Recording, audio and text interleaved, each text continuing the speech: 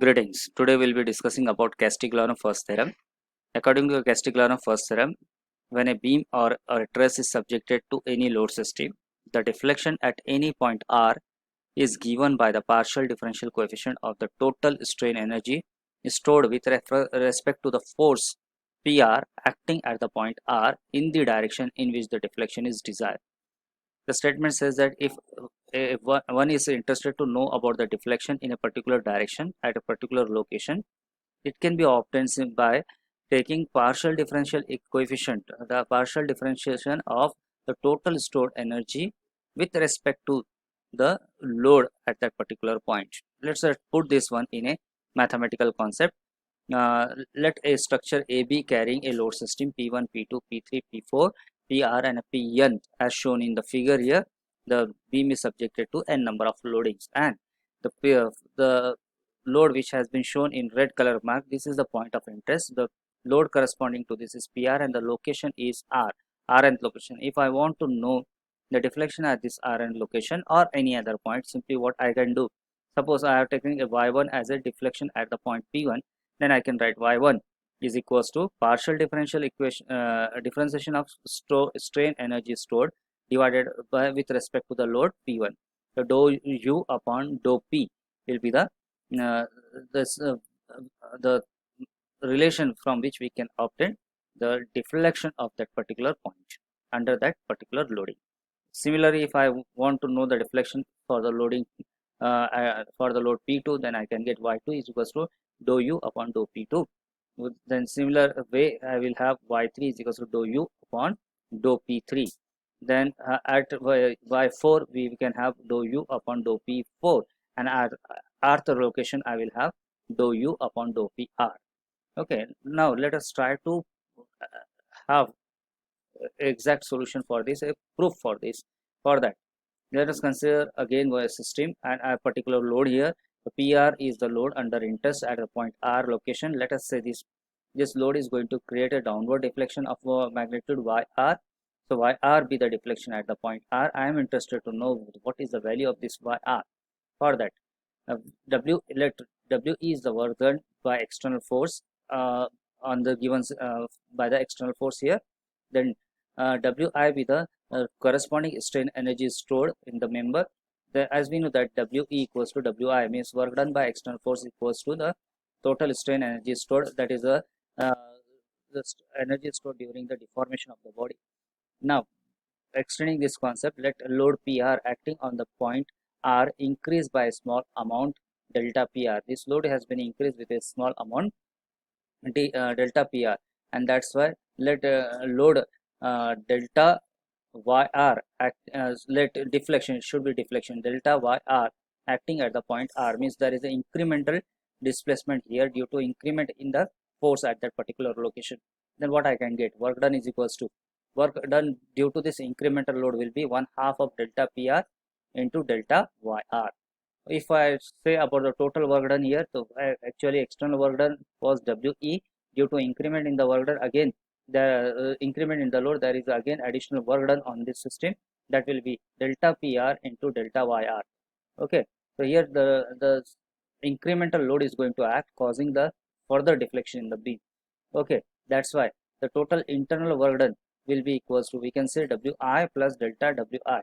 Means here it is going to be increment in the strain energy stored by the body due to work done by increment in the force. That's why if we say these two things should be equal, that is external work done should be equals to the total strain energy stored by the body, then in that case we can write delta PR into delta YR is equals to delta Wi, because We and Wi, if when you equate, these are having the same magnitude, same value, that's why they will get cancelled. What remains here, delta PR into delta YR, which is equals to delta Wi. If I rearrange this equation, what I will get, delta YR is equals to delta Wi divided by delta PR. Means here increment in the deflection is equals to increment in the load versus increment in the stored energy. Okay, so here what I will do, I will take a partial differentiation, or I will say its variation with reference to increment in the load at that particular location, what the statement wants to say in theoretical concept. This is the justifying proof for the Castigliano first theorem. Now we'll move towards the numerical to understand this concept in detail. The numerical 2, numerical 1 we have done in previous lecture. Numerical 2, find the deflection at a free end of a cantilever carrying a concentrated load at the free end. Assume flexural rigidity as a constant. So we have solved this numerical with the help of strain energy concept. Now we are going to solve this with reference to the what we can say your Castigliano first theorem. So a cantilever beam is given to us having end A and B. At end B there is a load P kilonewton. P kilonewton is going to act. The span of the beam is L. Due to this, there may be chances that deflection may occur in the vertical downward direction amounting value diabar. And I am interested to know what is the total diabar the deflection observed by the beam under the application of this load. So it will be, let us consider a section xx at a distance x from the point load.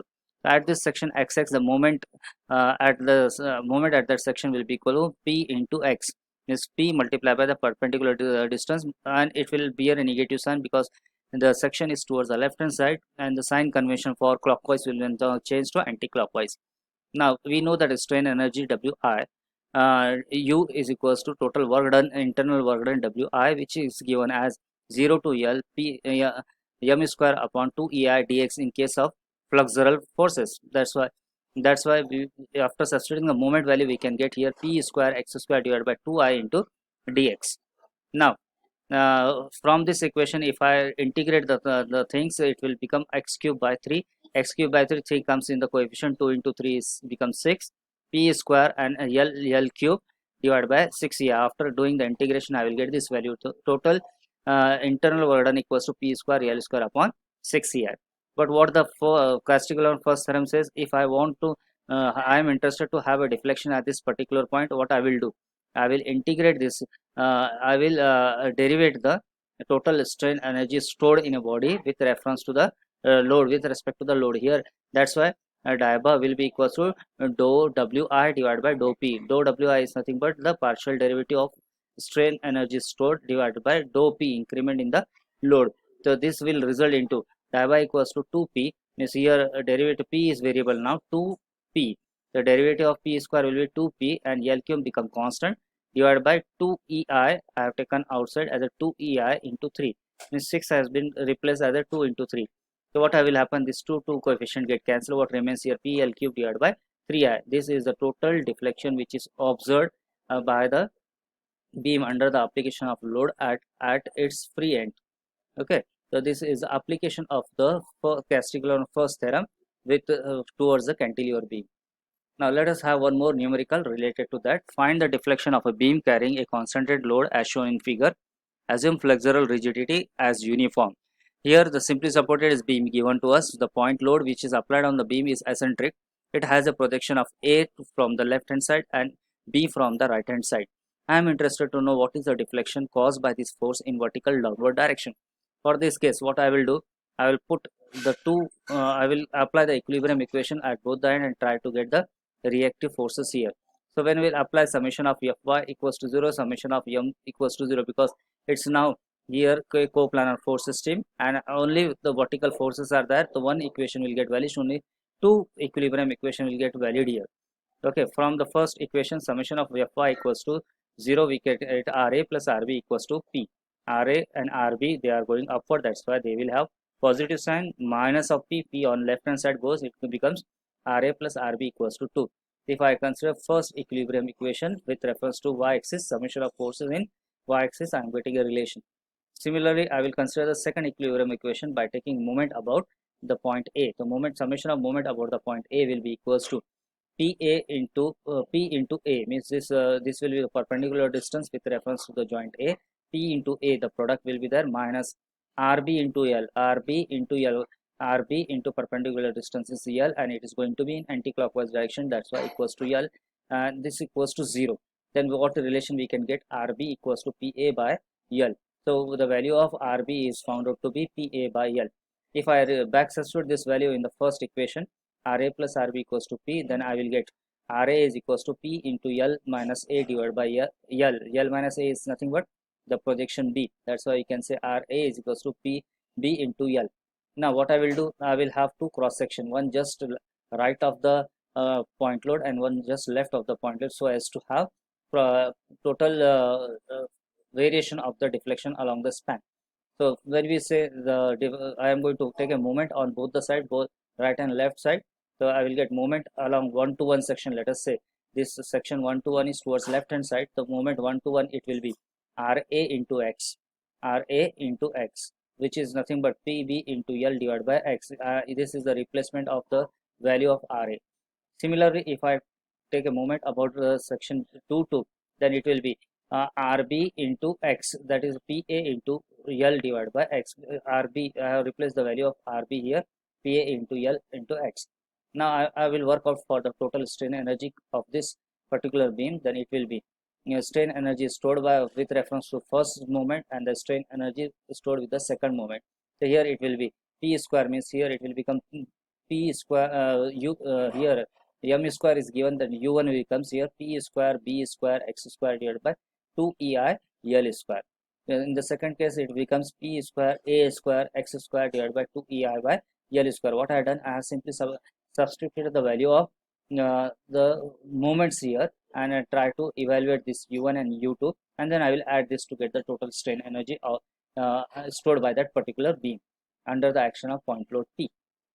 Now when we say U1 plus U2 is equals to U, then U is equals to integration of this first term and the second terms I have put here, and then I try to integrate it. What is the P square B square will be constant here, and the integration of X will become X cube, which will range from the first span 0 to A. Similarly, for the second case, it will range from the second span 0 to B. If I substitute the individual values here, what I will get, P square A square B square A plus B divided by 6 EI L square. Means here I will get the relationship by taking something common one side, and put this relationship in a rearranged method. Then what I will get, U is equals to P square A square B square L plus A plus B is nothing but L. So what will happen, one power of L will get cancelled. What will get, total stored energy stored is equals to P square A square B square divided by 6 ER L. Now I am interested to know what is the deflection at that point. So what I will do, I will take a partial derivative of this stored energy with reference to load under reference. That will be dou Wi divided by dou P. The above will be equals to, now I will take a derivative of this. P becomes variable and other things are constant. That's why P square derivative will be 2P A square B square divided by 6 EIL. 2 and 6 are there in numerator denominator, which can be rearranged as a P into A square B square divided by 3 EI. This is the total deflection which is observed by a beam under the action of the point load. Now with this I will end the lectures related to basics of structural analysis. In upcoming lectures we will deal with the part of analysis of determinate and indeterminate trusses. Till that, stay at home, be safe, be healthy.